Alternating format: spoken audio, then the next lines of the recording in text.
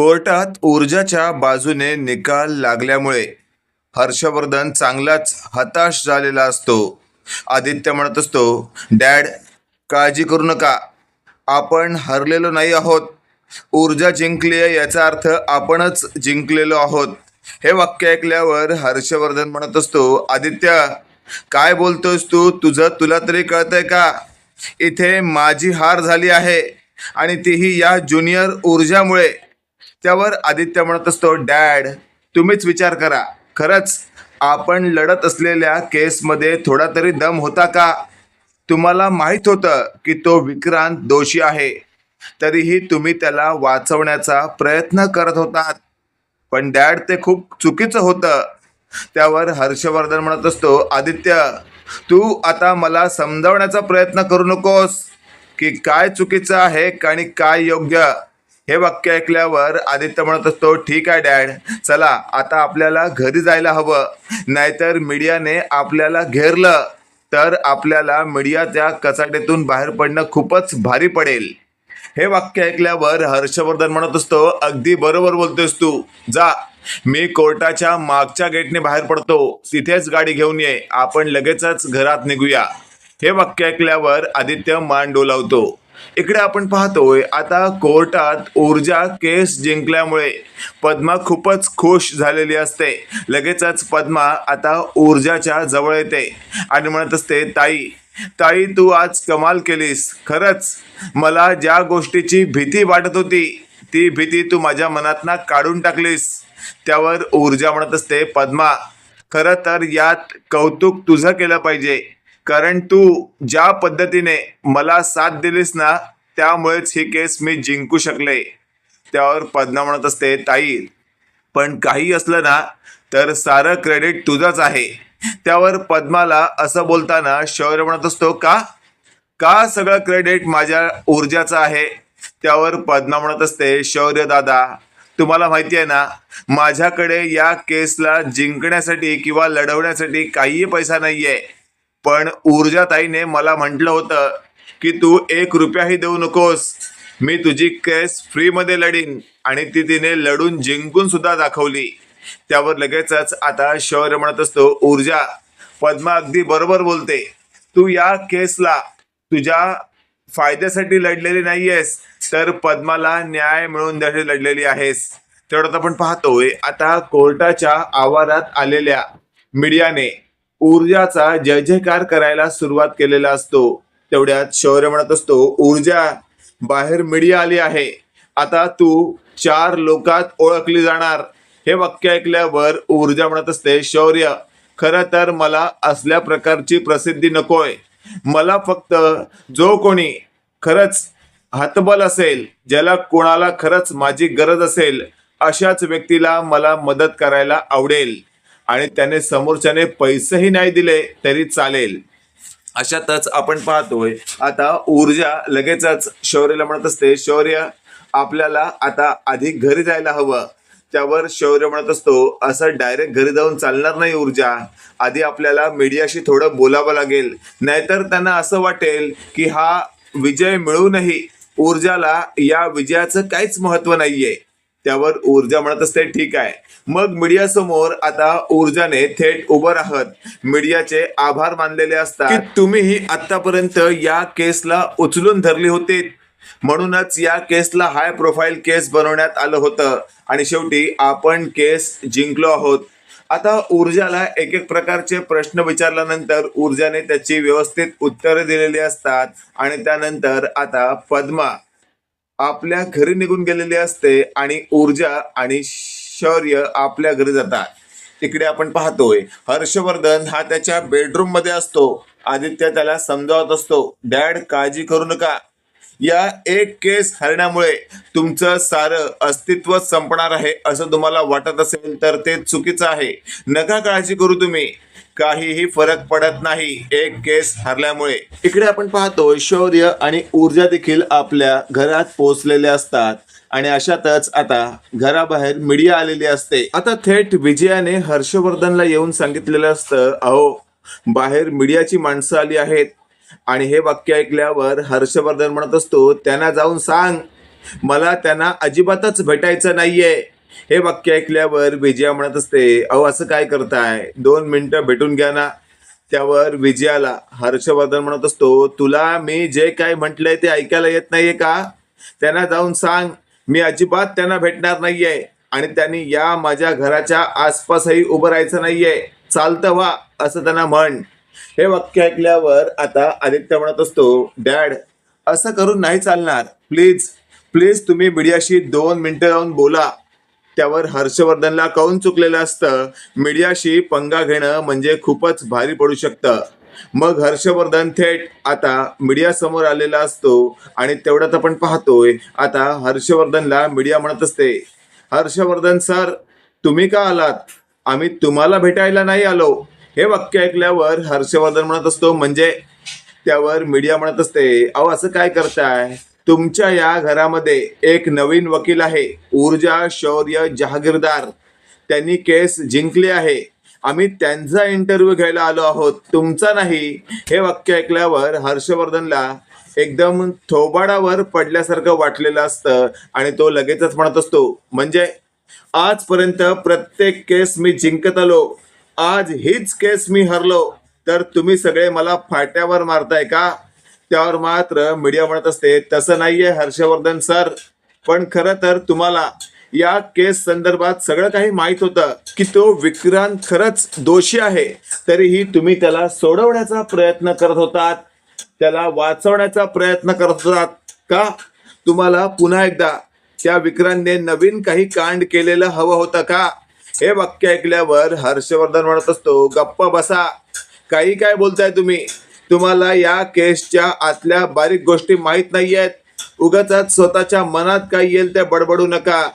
त्यावर मीडिया म्हणत असते, हर्षवर्धन सर आम्हाला हेही कळलं आहे की तुमची मुलगी तीर्था आणि तो विक्रांत या दोघांचं लग्न जुळणार होतं म्हणून. हे वाक्य ऐकल्यावर हर्षवर्धन म्हणत असतो, तुम्हाला आतल्या गोष्टी माहीत नसताना उगाच बडबडू नका.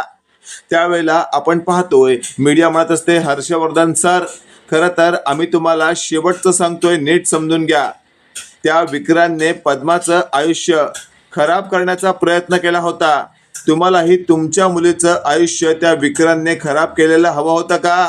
हे वाक्य ऐकल्यावर आता हर्षवर्धन चिडतो आणि म्हणत असतो, आत्ताच्या आत्ता इथून निघा, नाहीतर मी तुम्हा सगळ्यांविरोधात केस करीन. हे वाक्य ऐकल्यावर आता मागून आलेला शौर्य म्हणत असतो, डॅड शांत व्हा. अहो किती चिडताय तुम्ही? अहो ते तुमच्यासाठी नाही आले, तर ऊर्जाचा इंटरव्ह्यू घेण्यासाठी आले आहेत. तुम्ही तुमच्या बेडरूम मध्ये जा. हे वाक्य ऐकल्यावर आता हर्षवर्धन म्हणत असतो, काय चाललंय शौर्य तुझा? स्वतःच्या बापाला स्वतःच्याच घरात बेडरूम मध्ये जा असं म्हणतोयस तू? त्यावेळेला शौर्य म्हणत असतो, डॅड खरं तर मी तुम्हाला असल्या प्रकारचा आदेश देऊ नाही शकत, पण काय ना, तुम्ही आता केस हरल्यामुळे तुम्ही सुधीर बुधीर झाला आहात. तुम्हाला नेमकं काय आणि कसं कुठे बोलावं हे कळत नाहीये. आदित्य दादा प्लीज डॅडना बेडरूम मध्ये घेऊन जा. आणि मग आदित्य हर्षवर्धनला बेडरूम मध्ये घेऊन जातो. इकडे आपण पाहतोय आता समोर आलेल्या ऊर्जाचं मीडियाने छान असं कौतुक केलेलं असतं आणि मग एक एक करून वेगवेगळे प्रश्न विचारल्यावर उत्तर त्यावर छान प्रकारे ऊर्जा देत असते. आता हे सगळं होत असताना बाहेर चाललेला चिवचिवाट हर्षवर्धनला अजिबातच सहन झालेला नसतो आणि मग हर्षवर्धन आतूनच धावत बाहेर आलेला असतो. हर्षवर्धन म्हणत असतो, अरे काय चाललंय तुमचं? ही एक केस काय जिंकली, तुम्ही तर तिला डोक्यावर घेताय. एक गोष्ट लक्षात ठेवा, यापुढेही हर्षवर्धन आहे. हे वाक्य ऐकल्यावर आता थेट शौर्य म्हणत असतो, डॅड प्लीज स्वतःचा का अपमान करून घेताय तुम्ही? जा ना, जा तुम्ही, उगाच बाहेर येण्याचा प्रयत्न करू नका. त्यावेळेला हर्षवर्धन म्हणत असतो, ए दीडशाण्या, तू मला अक्कल शिकवणार? तू स्वतःला काय समजतोस तू? तुला असं तर वाटत नाहीये ना, तुझी बायको आज केस जिंकली आहे तर ती या देशातील खूप मोठी वकील बनली आहे. हे वाक्य ऐकल्यावर शौर्य म्हणत असतो, डॅड काय तुमची बोलण्याची पद्धत? अहो जरा तरी विचार करा, तुम्ही फक्त एक केस हरलात तर तुमच्या बोलण्यात खूप फरक पडलाय. डॅड प्लीज असं नका वागू. अहो अशा वागण्याने खूपच त्रास होईल तुम्हाला. त्यावर लगेचच आता हर्षवर्धन म्हणत असतो, तुझ्या या बायकोला ना मी आता घराबाहेरच काढतो. आणि मग हर्षवर्धन आता ऊर्जावर धावत जात असतो तिला बाहेर ढकलण्यासाठी. तेवढ्यात शौर्याने हर्षवर्धनला धरलेलं असतं आणि शौर्य म्हणत असतो, डॅड, माझ्या बायकोला घरातून बाहेर हकलण्याआधी तुम्हाला माझ्याशी भिडावं लागेल. बोला, या घरात मी तुम्हाला हवा की नको? हे वाक्य ऐकल्यावर हर्षवर्धन म्हणत असतो, तुला काय वाटलं तुला या घरात ठेवून घेऊ मी? तुलाही तुझ्या बायको सकट या घरातून हाकलून देतो आता मी. हे वाक्य ऐकल्यावर विजया म्हणत असते, अहो काय बोलताय तुम्ही? हे स्वतःच्या मुलाला घराबाहेर काढणार आहात का तुम्ही? त्यावर हर्षवर्धन म्हणत असतो, विजया गप्पा बस, तुला कळत नाहीये? हा आपला मुलगा म्हणतेस ना तू? स्वतःच्या बापासमोर उभा राहून त्याच्याशी उद्धटपणे बोलतोय, त्यावेळेला तुला काहीच वाटत नाही का? त्यावेळेला विजया म्हणत असते, शौर्य, अरे काय झालंय तुला? का असं वागतोयस तू? स्वतःच्या वडिलांशी असं वागताना तुला काहीच कसं वाटत नाही? त्यावेळेला शौर्य म्हणत असतो, मॉम, तूच विचार कर ना, आज ऊर्जा केस जिंकली आहे, तिचं कौतुक करायचं सोडून डॅड तिला घरातून बाहेर काढण्याचा प्रयत्न करतायत. मॉम, तूच सांग, हे कितपत योग्य आहे? हे वाक्य ऐकल्यावर आता ऊर्जाला विजया म्हणत असते, पाहिलंस आज तू एक केस काय जिंकलीस?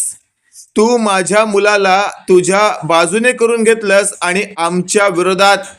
हे वाक्य ऐकल्यावर शौर्य म्हणत असतो, मॉम, तू ऊर्जावर का डाफरतेस? अगं जरा तरी विचार कर, जसे हर्षवर्धन म्हणजे माझा डॅड वागतोय तसं तू का वागतेस? त्यावर हर्षवर्धन म्हणत असतो, ए शौर्य दीड शाण्या, एक गोष्ट लक्षात ठेव, आत्तापर्यंत तुझी अरेरावी सहन करत आलोय, याचा अर्थ हा नाही की यापुढेही तुझी अरेरावी सहन करेन. गप गुमान शांत राहा, नाहीतर उगाच मला तुला या मीडिया समोर तुडून काढावं लागेल. हे वाक्य ऐकल्यावर शौर्य म्हणत असतो, डॅड, काय बोललात तुम्ही? तुम्ही मला मीडिया समोर तुडवून काढणार? त्यावेळेला हर्षवर्धन म्हणत असतो, हो, तू एवढा माजलायस ना, तू घरातल्या मोठ्यांच्या विरोधात बोलतोयस, तर मला तुला आता दणका द्यावाच लागणार आहे. त्याच वेळेला आपण पाहतोय आता हर्षवर्धनने शौर्यवर हात उचललेलाच असतो आणि तेवढ्यात तो हात कुमुदिनीने धरलेला असतो. कुमुदिनी म्हणत असते, हर्षवर्धन, तू मोठा आहेस म्हणून शौर्यवर हात उचलणार, म्हणून तू त्याला फटकावून काढणार, तू त्याला तुडवून काढणार? मग तू विसरलास का? मी तर तुझ्यापेक्षाही मोठी आहे, या घरातली प्रमुख. मग मी काय केलं पाहिजे? हे वाक्य ऐकल्यावर आता हर्षवर्धन म्हणत असतो, आईसाहेब, तुम्ही यामध्ये पडू नका. त्यावर कुमुदिनी म्हणत असते, का? मी या घरातला भाग नाहीये का? त्यावेळेला हर्षवर्धन म्हणत असतो, आईसाहेब, आता तर या शौर्यला आणि त्या फडतूस ऊर्जाला मी घराबाहेर काढणार, तेही धक्के मारत, मग त्यांना भिका मागू दे. हे वाक्य ऐकल्यावर कुमुदिनीने साटकन अख्ख्या मीडियासमोर आता हर्षवर्धनचं थोबाड फोडलेलं असतं आणि नेमका तो व्हिडिओ आता मीडियाने बनवलेला असतो. अशातच आता हर्षवर्धन म्हणत असतो, आईसाहेब, काय केलं तुम्ही हे? त्यावेळेला कुमुदिनी म्हणत असते, आता तर फक्त एकच फटका मारलाय. शहाणपणा करशील, वर तोंड करून बोलशील तर दुसराही गाल रंगवीन. हे वाक्य ऐकल्यावर आता हर्षवर्धन 4 पावलं मागे जातो आणि म्हणत असतो, आईसाहेब, हे खूप चुकीचं केलं तुम्ही.